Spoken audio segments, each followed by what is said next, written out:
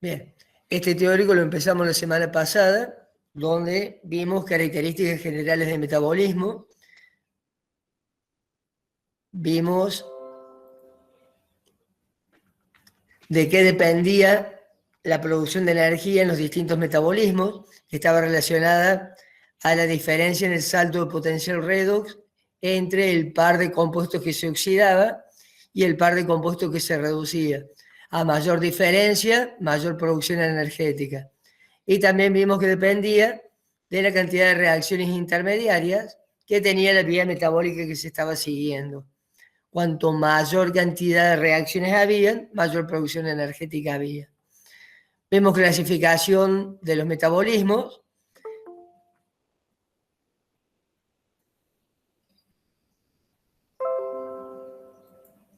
Donde vimos que los metabolismos se clasificaban teniendo en cuenta cuál era la fuente de energía, que podía ser de reacciones químicas o de la luz, cuál era el compuesto que se oxidaba. Disculpen un momento, chicos. Chicos, no voy a admitir a nadie que no entre con la cuenta mi IBNC, porque no puedo estar cortando el teórico cada rato para admitirlo. Entonces, si quieren venir el teórico, vienen con la cuenta mi IBNC. Bien, entonces teníamos que la clasificación dependía de la fuente de energía, donde quimio provenía de reacciones químicas, foto de la luz, la fuente de poder reductor, órgano de un compuesto orgánico, lito de un compuesto inorgánico, y la fuente de carbono celular, heterótrofo, cuando el carbono provenía de un compuesto orgánico, y autótrofo cuando el carbono provenía de un compuesto inorgánico, como era el dióxido de carbono, que se incorporaba a la fotosíntesis. Así, por ejemplo, teníamos metabolismos quimio, órgano heterótrofos, quimiolito autótrofos y fotolito autótrofos, que son los tres que vamos a desarrollar en clase.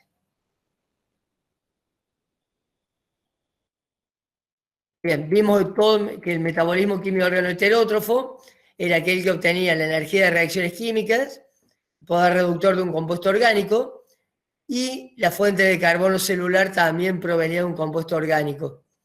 Y que todo metabolismo quimio órgano heterótrofo comenzaba con la vía oxidativa de las hexosas. ¿Por qué? Porque habíamos dicho que las principales sustancias de reserva que habían derivaban de hidrato de carbono. ¿Sí? Estas vías oxidativas de las hexosas eran 3 vías, de las cuales la más común y la más abundante a nivel metabólico era la glucólisis. Después teníamos 2 vías alternativas, que era la vía de las pentosas fosfato y la vía de Erdner-Doudoroff. En cada vía dijimos que lo importante era ver cuál era la producción a nivel de energía y poder reductor, y carbonos, que era lo que iba a aprovechar el microorganismo cuando realizaba el metabolismo. La glucólisis, vimos que producía 2 ATP, 2 NAD reducidos y 2 piruvatos. 2 ATP como fuente de energía, 2 NAD reducidos como poder reductor, y 2 piruvatos, que era la forma en que quedaban oxidados los 6 carbonos de la glucosa. Una vía alternativa de la glucólisis era la vía de las pentosas fosfato, que tenía una fase no oxidativa, donde se generaban 2 NAD-fosfatos reducidos, y una fase no oxidativa, donde se generaban intermediarios, dando lugar a la formación de 3 productos finales que se conectan con glucólisis para generar los 2 piruvatos. Por lo que la producción de la vía de las pentosas van a ser 2 NAD-fosfatos reducidos y 2 piruvatos. Y la vía de Erdner-Doudoroff, que era una modificación de la vía de las pentosas, donde se generaba un ATP, un NAD-fosfato reducido y un NAD reducido, más los 2 piruvatos. O sea que vemos que las 3 vías oxidativas de la glucosa terminan en 2 piruvatos. A partir de esos 2 piruvatos continúan los distintos tipos de metabolismo quimiórgano heterótrofos. que los vamos a diferenciar en dos grandes grupos. Aquellos cuyo aceptor final de electrones es inorgánico, donde tenemos la respiración aeróbica, con un aceptor inorgánico que es el oxígeno, y la respiración anaeróbica, con un aceptor inorgánico diferente del oxígeno. O sea, un compuesto que no tiene oxígeno, o si tiene oxígeno está acoplado, no se puede liberar. Y aquellos que tienen un aceptor final de electrones orgánico, donde tenemos las fermentaciones y la oxidación incompleta. Ahora vamos a comenzar la parte nueva del tema, desarrollando cada uno de estos metabolismos. Vamos a comenzar por la respiración aeróbica.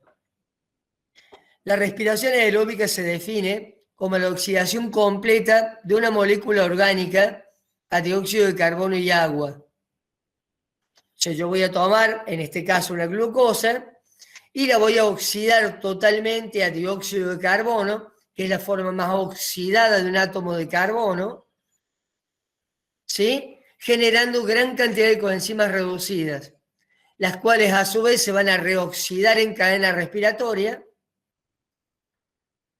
generando agua como producto final, y como consecuencia de esa reoxidación se va a generar energía química en forma de ATP. ¿Estamos? Los pasos metabólicos que va a seguir la respiración aeróbica va a ser una glucólisis como vía oxidativa de la glucosa, donde la glucosa se va a oxidar a 2 piruvatos, generando 2 NAD reducidos y 2 ATP. Ese piruvato va a sufrir una segunda vía metabólica, que es una decarboxilación oxidativa del piruvato, dando lugar a la formación de acetil-CoA. Un acetil-CoA por cada piruvato, o sea, 2 acetil-CoA en total, generándose 2 NAD reducidos y 2 dióxido de carbono. ¿Está? Esos 2 acetil-CoA me van a alimentar ciclo de Krebs en su función catabólica. Recuerden que la función catabólica del ciclo de Krebs es oxidar completamente una molécula orgánica en forma de alimentado como acetil-CoA. Ese acetil-CoA se va a unir a un oxalacetato presente en el ciclo, generando citrato, isocitrato. Acá hay una decarboxilación oxidativa que me genera alfa-cetoglutarato de 5 carbonos, el cual se vuelve a decarboxilar oxidativamente, generando todos compuestos de 4 carbonos que me cierran el ciclo. De esa manera, la función catabólica de Krebs lo que hace es oxidar completamente el acetil-CoA a dióxido de carbono. Acetil-CoA tiene 2 carbonos, libero 2 dióxido de carbono, generando poder reductor, 3 NAD reducidos y un FAT reducido. Y energía, un GTP, que energéticamente equivale a un ATP. Esa sería la producción de la función catabólica de Krebs. ¿Está? Eso por cada acetil-CoA que ingrese. Nosotros lo vamos a alimentar con 2 acetil-CoA, o sea, voy a estar generando 4 dióxido de carbono, 6 NAD reducidos, 2 FAT reducidos y 2 GTP. Todas estas coenzimas reducidas, o sea, todos los NAD reducidos y los FAT reducidos generados en todo el metabolismo completo, o sea, glucólisis, decarboxilación oxidativa de piruvato y ciclo de Krebs, van a ir a cadena respiratoria para oxidarse. ¿Está claro? La función de la cadena respiratoria es eso, es reoxidar las coenzimas de manera tal que pueda seguir funcionando todo este metabolismo completo que necesita coenzimas oxidadas. Esos electrones de las coenzimas terminan en el oxígeno, que se reduce para formar agua, y en ese proceso se genera una fuerza protomotriz, ya lo voy a explicar dentro de un ratito, que al disipar por la ATPasa sintetiza ATP. ¿Está? Acá tienen una descripción de lo que es la cadena respiratoria, la cadena transportadora de electrones, que está en la membrana plasmática o en alguno de los sistemas de membrana, donde yo voy a tener interior celular, espacio periplasmático y membrana plasmática. Recuerden que el espacio periplasmático es el espacio que hay entre la membrana y la pared. Acá yo voy a tener 3 transportadores fijos de electrones, que son proteicos, que es la NAD deshidrogenasa, la citocromo reductasa y la citocromo oxidasa, y 2 transportadores móviles. Uno totalmente apolar, una quinona, ¿sí? Y uno polar, que es el citocromo C. Los electrones del NAD se van a incorporar a la NAD deshidrogenasa, donde el NAD se oxida, liberando electrones, y estos electrones se mueven a través de los 5 transportadores hasta llegar al oxígeno, que se reduce formando agua. ¿Estamos? En ese proceso de transporte de electrones se va produciendo un bombeo de protones hacia el espacio periplasmático. Esos protones van a quedar reservados en el espacio periplasmático, dado que esta membrana es impermeable al flujo de protones. Por lo tanto, se van a acumular ahí y van a tender a difundir por la única porción soluble a protones, que es la porción F0 de la ATPasa, que es un canal de protones. Cuando esos protones difunden por difusión facilitada a través de esta gran proteína, ¿sí? Al hacer un transporte pasivo, liberan energía, y esa energía me permite que ADP más PI me sintetice ATP. Se me va a sintetizar un ATP por cada 3 protones que pasen por la ATP sintetasa o ATP sintasa. ¿Está claro? El FAD no tiene capacidad reductora como para ceder electrones a la NAD deshidrogenasa, sino que lo da directamente a nivel de la ubiquinona. Acá hay una proteína, que es la succinato deshidrogenasa, que toma los electrones y se los cede directamente a la ubiquinona. Por eso comienza a transportarse de este punto donde está la ubiquinona hasta el oxígeno, perdiendo este sitio de bombeo de protones. Por eso la fuerza protomotriz generada por el FAD es mucho menor y genera menor cantidad de energía. ¿Está? ¿Está entendido el funcionamiento de la cadena respiratoria? Sí, profe, ¿cómo se llama la última ubiquinona? ¿Esta de acá? Sí. Esa es la ubiquinona. Bien. Gracias. No es una enzima, es una quinona, ¿eh? No es de naturaleza proteica. Por eso precisamente puede estar incorporada dentro de la membrana. A diferencia de estas proteínas transmembranas que tienen una parte polar interna y una parte apolar que le permite coexistir con los lípidos, o el citocromo C, que es una proteína periférica que está por fuera de la membrana. Profe. ¿Eh?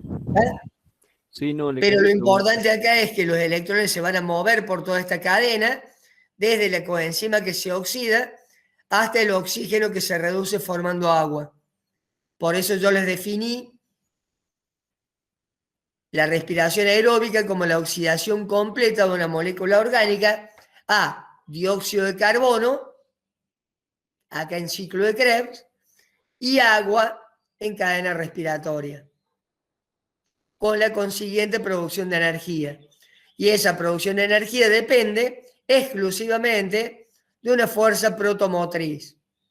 ¿Qué es esa fuerza protomotriz? Un gradiente de protones, Yo tengo muchos protones acá, en el espacio periplasmático, y pocos protones en el interior de la célula. Por lo tanto, los protones se van a mover a favor del gradiente, de donde hay mucho a donde hay poco, liberando energía. Y esa energía es lo que permite la fosforilación oxidativa, que es la síntesis de ATP. ¿Alguna duda?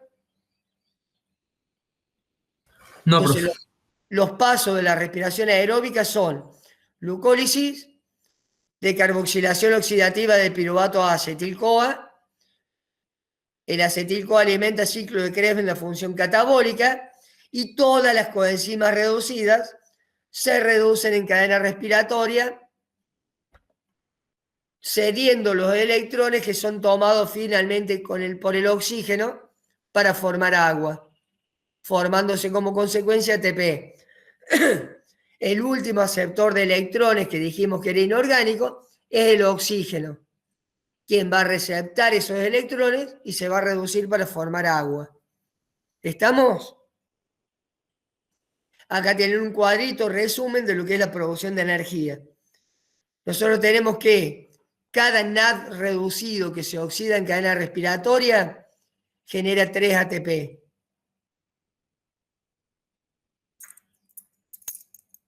¿Está? Y cada FAD reducido que se oxida en cadena respiratoria genera 2 ATP. Esa diferencia dijimos que era porque el FAD, al entrar a nivel de la ubiquinona, generaba menor cantidad de gradiente de protones, menor fuerza protomotriz. ¿Está? Entonces nosotros dijimos que la glucólisis generaba 2 NAD reducidos y 2 ATP. ¿Está? Acá tenemos los 2 ATP que genera la glucólisis y los 2 NAD reducidos. Dijimos que cada NAD reducido generaba 3 ATP, 2 NAD reducidos me van a generar 6 ATP. ¿Está de dónde salió esto? Esta es la producción energética de la glucólisis. Los 2 ATP que generan, y este son los ATP generados por la oxidación de los NAD en cadena respiratoria. La decarboxilación del piruvato produce 2 NAD reducidos. Profe, disculpe. Sí. ¿Cada NAD no produce 1,5 de ATP? ¿De dónde sacaste eso? No, o lo confundí con algún dato de química biológica, que me acuerde. 2,5 me parece que había dicho. No. 2,5 lo viste en química biológica porque eso es en eucariotas. Ah, claro. Porque tenés que sacar el ATP de mitocondria. Acá estás en procariotas, no hay que sacar el ATP se genera directamente en citoplasma. Por eso les aclaré. Acá, al ser procariota, la producción es por cada NAD 3 ATP, por cada FAD 2 ATP. ¿Está claro, Mateo? Sí, perfecto. Lo había dicho porque me quedaba ese dato. Claro, en eucariotas sí, son 2,5 por cada NAD y 1,5 por cada FAD. Bien, entonces tenemos, esto es lo que genera la glucólisis. La decarboxilación del piruvato produce 2 NAD, al oxidarse en cadena respiratoria son 6 ATP. Ciclo de Krebs genera 2 GTP, que yo le dije que era equivalente a 2 ATP. Genera 6 NAD reducidos, 3 por cada acetil-CoA. Cada NAD reducido son 3 ATP, por 6, 18 ATP. Y 2 FAD reducidos, cada FAD reducido 2 ATP, por 2, 4 ATP. Esa sumatoria me dice que la oxidación completa de la glucosa en condición aeróbica me va a generar 38 ATP. ¿Estamos? Este es el metabolismo más eficiente energéticamente. ¿Por qué? Porque el salto, la diferencia de potencial redox entre la glucosa que se oxida a dióxido de carbono y el oxígeno que se reduce a agua, es el máximo salto de potencial redox posible. Y además tiene la mayor cantidad de pasos intermediarios. ¿Sí? Este fue el gran jalón evolutivo que permitió la transformación de la célula procariota en una célula eucariota, que tenía mayores requerimientos energéticos. Bien, ¿está, chicos?